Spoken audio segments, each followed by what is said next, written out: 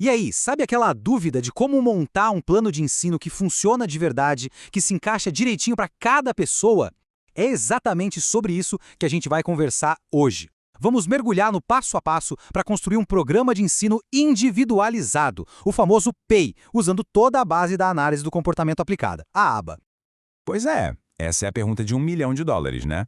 Como é que a gente sai daquele plano genérico, que às vezes serve para todo mundo e ao mesmo tempo para ninguém, e cria algo que seja, uau, feito sob medida, que gera um resultado de verdade? É essa resposta que a gente vai construir junto hoje, etapa por etapa. Bom, o nosso roteiro está aqui na tela. A gente vai passar por 6 pontos-chave. Primeiro, o porquê de individualizar. Depois, como avaliar o repertório, selecionar os alvos, definir objetivos, monitorar com dados e, finalmente, ver o plano em ação. Vamos lá? Então, bora começar pelo começo, pela base de tudo. Seção 1, por que individualizar? Por que essa ideia é tão, mas tão importante? A resposta está nesse conceito aqui, o nível ontogenético. O nome pode parecer complicado, mas a ideia é super simples. Pensa na história de vida de cada um de nós. Ela é única. As nossas experiências, o que deu certo, o que deu errado, tudo isso vai moldando quem a gente é e como a gente aprende. É como se fosse uma impressão digital do comportamento. Por isso, não existe receita de bolo. O que funciona para um pode não fazer o menor sentido para outro. Beleza, se cada pessoa é um universo diferente, por onde a gente começa? A gente precisa de um mapa. E é isso que a gente faz na seção 2, avaliar o repertório. É entender qual é o ponto de partida de cada um. E para fazer essa avaliação, a gente tem basicamente duas grandes ferramentas. A avaliação direta é tipo uma entrevista. A gente conversa com pais, com professores, coleta relatos. É um bom começo, mas depende da memória, da interpretação de cada um. Já a avaliação direta, aí a gente vai lá e observa o comportamento acontecendo na real, mede, registra. Dá mais trabalho? Sim, mas a confiabilidade é outra. É aqui que a gente constrói a base sólida do nosso plano. E olha que legal! Quando a gente fala em avaliação direta, não é só ficar olhando. Existem métodos, ferramentas super sistemáticas para descobrir o que realmente motiva uma pessoa, o que faz os olhos brilharem, sabe? E descobrir esses reforçadores é o segredo para um ensino que engaja, que faz a pessoa querer aprender. A grande sacada aqui, então, é nunca depender de uma fonte só. É como montar um quebra-cabeça. A gente pega a peça da observação direta, junta com a peça das normas do desenvolvimento, com o que o currículo escolar pede, e só quando a gente junta tudo é que a imagem fica completa. Aí sim a gente tem confiança para dizer, ok, as necessidades são essas. Certo, com o mapa em mãos, a gente tem uma visão clara do que precisa ser ensinado. Mas aí vem outro desafio. Tem tanta coisa, o que a gente ensina primeiro?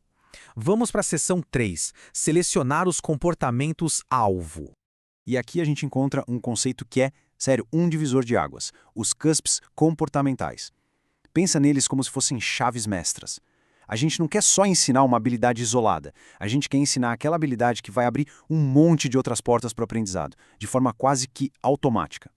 O exemplo de aprender a ler é simplesmente perfeito para isso. Pensa bem, é uma única habilidade. Mas uma vez que a pessoa aprende a ler, ela destrava um mundo novo. Acesso a livros, à internet, a placas na rua. É uma explosão de aprendizado. É esse efeito cascata, esse impacto gigante que a gente busca. Então, na hora de escolher o que ensinar, a gente se faz algumas perguntas cruciais. Tipo, essa habilidade vai servir de base para outra mais complexa no futuro? Vai fazer a pessoa ter mais acesso a coisas que ela gosta? Vai aumentar a independência dela no dia a dia? Vai diminuir momentos de frustração? É apropriado para a idade? Essas perguntas são o nosso filtro para garantir que o ensino vai ter um impacto real na qualidade de vida. Ok, já escolhemos os alvos de maior impacto. Agora a gente precisa traduzir isso em algo prático. Algo que todo mundo da equipe, terapeuta, professor, família, consiga entender e medir. Bem-vindos à seção 4, definindo objetivos claros. Olha só esse exemplo de um erro que acontece muito. O objetivo diz corresponder 3 estímulos, super específico. Mas e se o aprendiz for super rápido e dominar isso em uma semana? O plano fica travado.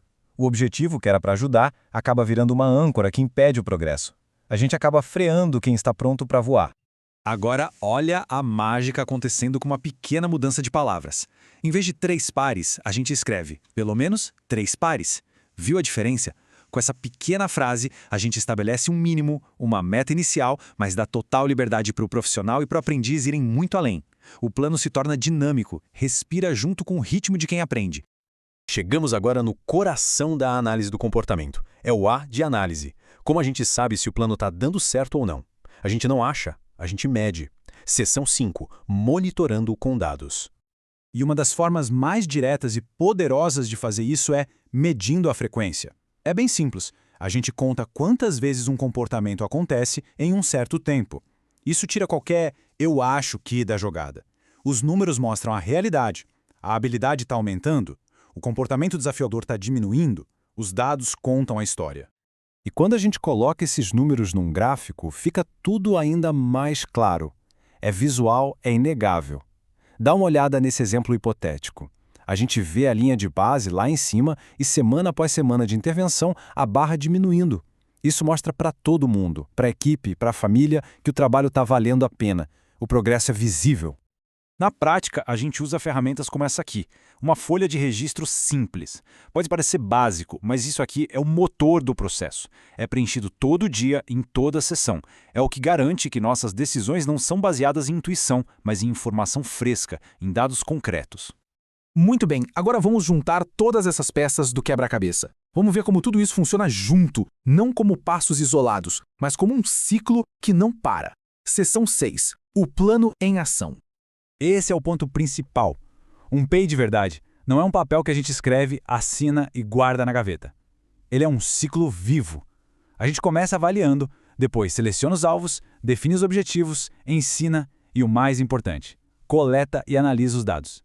E com base nesses dados, o que a gente faz? A gente ajusta o plano e o ciclo recomeça. É essa dinâmica que garante que o ensino está sempre no caminho certo. E essa citação clássica de Bayer, Wolff e Risley, os pais da aba, fecha essa ideia com chave de ouro. Quando a gente segue esse processo sistemático com rigor, a análise do comportamento deixa de ser só um conjunto de truques e se mostra como ela realmente é, uma ciência, uma verdadeira tecnologia de ensino. E isso tudo nos deixa com uma reflexão final. Depois de entender todo esse processo, qual seria o primeiro, o menor passo que pode ser dado para começar a tornar qualquer ensino mais eficaz e verdadeiramente individualizado? Fica aí a provocação. Muito obrigado pela companhia nesta jornada